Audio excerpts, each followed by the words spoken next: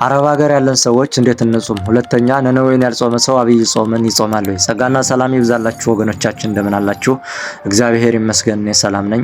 ሰሞኑን አብይ ጾምን ተከትለው የመጡ ጥያቄዎች ናቸው። ሼር፣ ኮፒ ሊንክ እያደረጋችሁ ለሁሉም ሰው አድርሱ። ቻናላችንን ሰብስክራይብ እያደረጋችሁላችሁን ቤተሰቡን። ወደ መጀመሪያው ጥያቄ ስመጣ አረብ ሀገር ያለን ሰዎች እንዴት እንጹም ነው የሚለው። ከቻላችሁ እንደ ቤተክርስቲያናችን ስርዓት ከጽሉላት ተከልክላችሁ ለመጾም ሞክሩ። ካልቻላችሁና የምትመገቡት ሰዎቻችሁ ጋር ከሆነ ብዙ ጊዜ የአህዛብ ምግብ ከስጋና ከወተት ጋር የተገናኘ ስለሆነ ግዴታ እነሱ ያቀረቡላችሁን ከሆነ የምትመገቡት፣ ግን እንደዚህ አይነቱን ችግር የምትማከሩት ከንስሐ አባት ጋር ነው ማለት ነው። ለንስሐ አባታችሁ ደውላችሁ ያላችሁ ከሰው ሀገር እንደሆነ ስርዓተ ቤተክርስቲያንን ጠብቆ ለመጾም አስቸጋሪ እንደሆነ ንገሯቸው። እነርሱ ጋር ተማክራችሁ ችግራችሁን ይፈቱላችኋል ማለት ነው። የቻላችሁ ደግሞ ከጽሉላት ተከልክላችሁ እንደ ቤተክርስቲያናችን ስርዓት መጾም። እዚህ ላይ የራሴን እይታ ትንሽ ልንገራችሁ። ብዙ ጊዜ በሰው ሀገር ይልቁንም በአህዛብ ሀገር የምንኖር ሰዎች ጾም ሲመጣ ወደ ሀገሬ ስገባ ጾማለሁ፣ ያለሁት በሰው ሀገር ነው፣ እነርሱ ያረዱትን ስጋ እመገባለሁ፣ ስለዚህ ወተትና ስጋም ስለምመገብ ሀገሬ ስገባ ጾማለሁ የሚል ምክንያት ለራሳችን ሰጥተን በጾም ሰዓት እንመገባለን ማለት ነው። እና ዝም ብሎ በጾም ሰዓት ጧትም ማታም ከመመገብ እየጾም ሙሉ ማታ ያን የሚሰጧችሁን ነገር መቅመስ። እግዚአብሔር ያላችሁበትን ቦታ ያውቃል። ያላችሁት በሰው ሀገር እንደሆነ ስርዓተ ቤተክርስቲያን ጠብቃችሁ ለመጾም የማይመች ቦታ እንዳላችሁ እግዚአብሔር ያውቃል። ስለዚህ ጧትም ማታም ከመመገብ ችግራችሁን ለእግዚአብሔር እየተናገራችሁ እየጾማችሁ ውላችሁ ማታ የተሰጣችሁን ምግብ መመገብ ማለት ነው። የንስሐ አባት ያላችሁ ቅድም እንዳልኳችሁ ከንስሐ አባታችሁ ጋር ተነጋግራችሁ ችግራችሁን መፍታት። የንስሐ አባት የሌላችሁ ግን ጧትም ማታም ከመመገብ እየጾማችሁ ውላችሁ ማታ ያን የሚሰጧችሁን ምግብ በልኩ መመገብ ማለት ነው። ይሄ እይታ ነው። ደግሞ ስጋ መብላት ተፈቅዷል እያልኩ አይደለም። ያላችሁበት ቦታ ከችግር እስከሆነ ድረስ ወደ ሀገራችሁ እስከምትገቡና ስርዓተ ቤተክርስቲያን ጠብቃችሁ ክትጾሙ ድረስ እንደዛ ማድረግ የተሻለ ነው እላለሁ። ለምሳሌ ንስሐ በስልክ የሚገቡ ብዙ አሉ። ይህ አሁን ስርዓተ ቤተክርስቲያን ሆኖ አይደለም። በስልክ ንስሐ መግባት የቤተክርስቲያናችን ስርዓት አይደለም።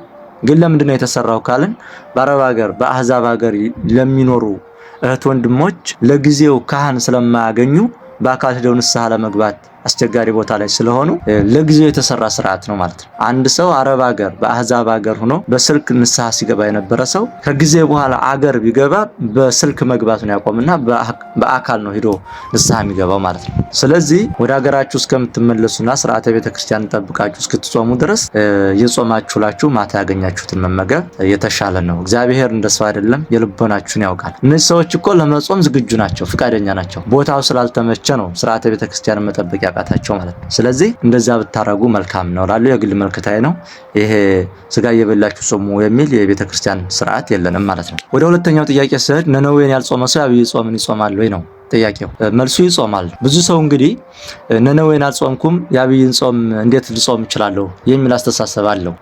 እንግዲህ ጾም ሲመጣ አዲስ ህግ የሚወጣ ይመስል ብዙ ጥያቄዎች የተከታተሉ ይመጣሉ ማለት ነው። አዲስ ህግ አይሰራ፣ አባቶቻችን የሰጡንን ስርዓት በዛው ነው የምንሄደው ማለት ነው። ስለዚህ አንድ ሰው እንኳን ነነዌን አይደለምና አሁን ያለነው ከነገ እሁድ ቀጥሎ ማለት ነው ምኩራብ ነው፣ 3ኛ ሳምንት ማለት ነው። ዘወረደን እንኳን በሆነ ህመም ምክንያት በሆነ ችግር ምክንያት ባይጾም አንድ ሰው አሁን ምኩራብን አንድ ብሎ መጀመር አለበት ማለት ነው እንጂ ነነዌን አልጾምኩምና አብይ ጾምን አልጾምም ዘወረደ ላይ ስላልጾምኩኝ ምኩራቡን መሻር አለብኝ ማለት ይሄ ስርዓተ ቤተክርስቲያን አይደለም ማለት ነው። ስለዚህ መልሱ መጾም ይችላል ነው። መቼም አሁን ባለንበት ጊዜ ከአህዛብ ይልቅ ለቤተክርስቲያን ጥላት የሆነው እኛው ክርስቲያኖች ነን። ቤተክርስቲያን ውስጥ ያለን ሰዎች ነን የቤተክርስቲያን ጥላት የሆነው ማለት ነው። እና ቅድም አንዲት አጋንንት ያደረባት ልጅ ምን እያለች ትናገራለች? ክርስቲያኖች እኮ የሚጾሙትኝ ከስጋና ከወተት ብቻ ነው በጾም ሰዓት የሚከለከሉት እንጂ ውሃ ይጠጣሉ፣ እንጀራም እንደዛ ይመገባሉ፣ ዳቦም ይበላሉ እንደዛ ምናምን ትላለች ማለት ነው። እና ቪዲዮ ልከውልኝ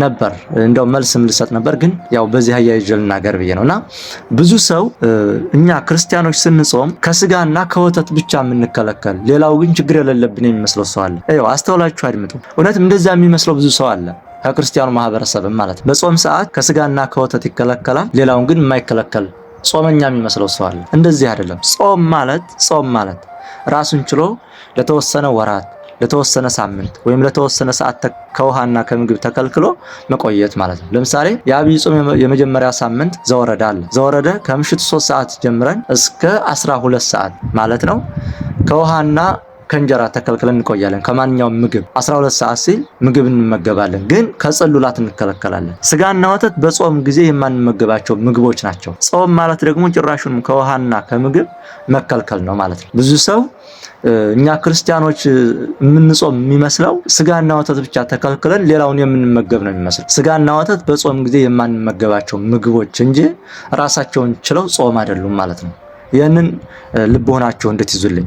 ስጋና ወተት በጾም ጊዜ የማንመገባቸው ምግቦች ናቸው ማለት ነው እንጂ ራሳቸውን ችለው በጾም ጊዜ ውሃ እንጠጣለን፣ ምግብ እንጀራም እንደፈለግን እንበላለን። ግን ስጋና ወተት ብቻ መከልከል፣ ይሄ ብቻ የሚመስለው ሰው አለ። አሕዛብም እንደዛ ያስባሉ። ይህንን እንዲያስቡ ያደረጋቸው ደግሞ እኛ በቤተ ክርስቲያን ውስጥ ያለን ሰዎች ክርስቲያን የመሰልን ሰዎች ነን ማለት ነው። ክርስቲያን የመሰልን ሰዎች። ስለዚህ እንደዚህ አይነቱን ችግር አስተውሎ ማየት ይገባል ማለት ነው። ብዙ ሰውም እንደዛ የሚያስብ ስላለ ማለት ነው። ጾሙን የበረከት ያርግልን። መልእክቱን ሼር፣ ኮፒ ሊንክ እያደረጋችሁ ለሁሉም ሰው አድርሱ። እግዚአብሔር ይስጥልኝ።